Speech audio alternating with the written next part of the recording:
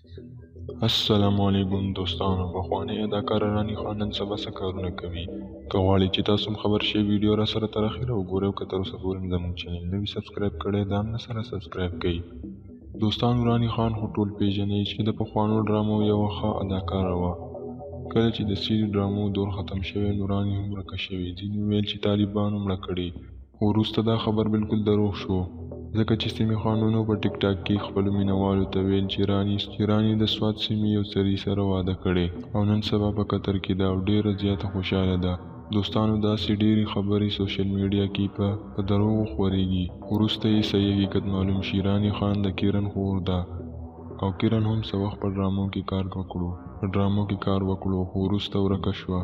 خو د کیرن باره کې چاته معلومات نشته چې کیرن چرته ده او څه کوي. دا و زموږ نننۍ ویډیو. تاسو د دې ویډیو باره کې څه ویل غواړئ موږ ته په کمنټ کې ضرور ولیکئ. تر بلې ویډیو هم په لوی الله سپارم.